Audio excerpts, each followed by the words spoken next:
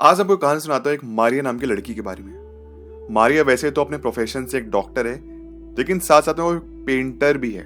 बस उसके दो प्रोफेशन है, डॉक्टर और painter. And let me tell you, दोनों प्रोफेशन उसके फुल टाइम है। मेरे कहने वाला ये है कि ऐसा नहीं है कि पेंटिंग का काम वो वीकेंड पे करती है, पार्ट टाइम करती है, फिर अपने शौक के तौर पे करती है। वो दोनों ही काम फुल टाइम करती है। एंड वो मून लाइटिंग भी नहीं कर रही है कि मतलब हॉस्पिटल गई, हॉस्पिटल में थोड़ा काम उसको नहीं मिला, फिर थोड़ा फ्री हो गई तो उस बीच में पेंटिंग कर ली। नहीं नहीं नहीं नहीं, वो 9 to 5, अगर डॉक्टर काम करे तो 9 to 5 पेंटिंग भी कर रही है। कैसे करती है इसके बारे में आपको थोड़ा समझाना शुरू करता हूँ। तो होता है कि एक अलग यूनिवर्स है, बहुत फ्यूचरिस्टिक यूनिवर्स है, जहां पे ह्यूमंस को प्रिंट किया जाता है। प्रिंट, आपकी इतनी मेमोरीज हैं वो सबको स्टोर कर ली गई है प्रेजेंट डे तक। जैसे अगर अभी रात के 10 बज रहे हैं तो आपके बचपन से, आपके first day on this earth से लेके आज तक के 10 बजे तक की आगे पूरी मेमोरीज जगह स्टोर्ड है। और आपकी बॉडी जो भी लेटेस्ट है उसका एक प्रिंट लिया हुआ है और वही बार प्रिंट होता है। तो मारिया जब दिन में काम करे डॉक्टर का, जो रात को सोने के लिए जाती है, तो नेक्स्ट डे वो एक दूसरी बॉडी में उठती है। मारिया की बॉडी सेम मेमोरीज है, लेकिन वो एक दूसरा यूनिवर्स है। वहां पे वो अपना पेंटिंग का भी शौक पूरा कर रही है और इस तरीके से वो ड्यूअल लाइफ जी रही है, अपने दोनों शौक पूरे कर पा रही है। तो अगर मारिया की लाइफ 90 ईयर्स की थी, 90 साल तक जीती, तो बेसिकली वो 180 साल जीने वाली है, क्योंकि डबल लाइफ है उसकी, डबल फैमिली, डबल सब एवरीथिंग। और सारी की सारी मेमोरी उसके पास है, उसके पेंटिंग वाली लाइफ की भी और उसके डॉक्टर वाली लाइफ की भी। लेकिन यहाँ पे कंफ्यूजन शुरू होता है। डॉक्टर वाली जिंदगी में जो उसकी अपनी फैमिली है, फिर पेंटिंग वाली जिंदगी में उसका एक अपनी फैमिली है, एक अपना हस्बैंड है। अब होता यह है कि समहाउ एक रात डॉक्टर वाली जो है ये मारिया, वो सोती नहीं है, लेकिन इतने में वो प्रिंट हो जाता है उसका एक और वर्जन, और वो दोनों वर्जन एक दूसरे क्लैश कर जाते हैं। मतलब डॉक्टर वाली सोएगी, उसके बाद फिर नई बॉडी में जागेगी। लेकिन इस बार हुआ ये है कि नई बॉडी भी बन गई, पेंटर वाली और डॉक्टर वाली भी आ गई, और समहाउ वो दोनों यूनिवर्स एक दूसरे से कनेक्ट हो गए।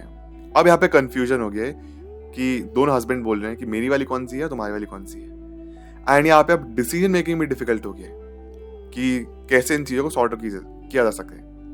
बेसिकली अब आगे कहानी में नहीं पढ़ते, कंफ्यूजिंग कहानी है। ये कहानी है, अभी मैंने रिसेंटली एक फिल्म देखी मिकी 17 की, जो कि एक मिकी 7 नाम की बुक पे बेस्ड है। ज्यादा स्पॉइलर नहीं दूंगा, थोड़ा बहुत बताता हूँ। The first of all the film stars Rob Pattinson and Mark Ruffalo. तो उसी कहानी है कि ईयर चले 2035, जहाँ पे मिकी बार्न्स नाम का एक लड़का है, और वो एक एक्सपेंडेबल नाम के एक ट्रीटमेंट या फिर एक्सपेरिमेंट के लिए अपने आप को साइन करता है। और जब जब वो मरता है, उसकी एक नई बॉडी जिंदा रहती है, और जब जब वो मरता है उसकी सारी मेमोरीज स्टोर करी जाती हैं। तो अगर मिकी 35 का है तो 35 साल की उसकी जितनी मेमोरीज है स्टोर्ड है।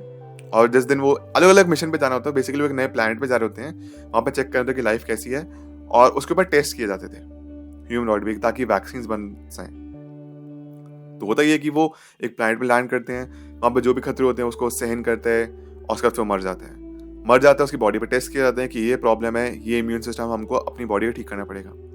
तो मिकी 17 बेसिकली लैब रैट या फिर टेस्ट सब्जेक्ट बन जाता है, और फिर मिकी फिर अगले दिन फिर जिंदा हो जाता है।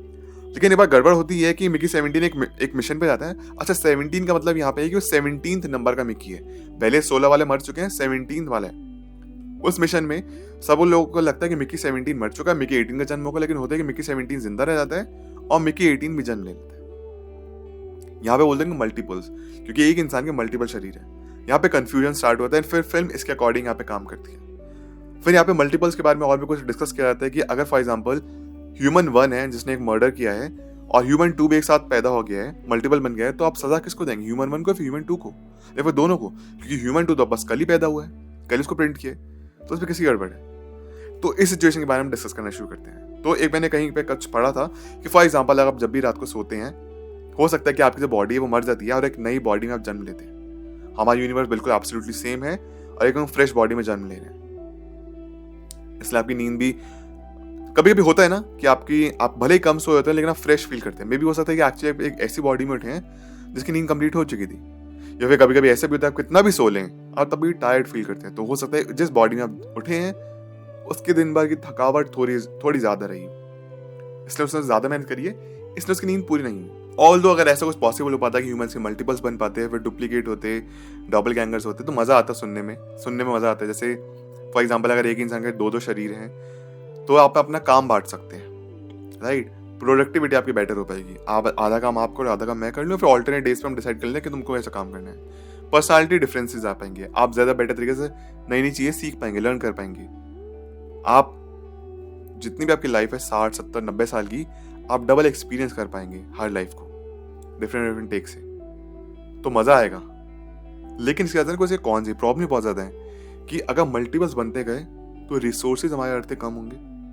अगर कोई इंसान 2 रोटी खाता है और वो 4 रोटी खा रहा है, तो शायद कहीं पे जहाँ पे आटा बच सकता था किसी और के लिए, उसके लिए आटा कम बन गया।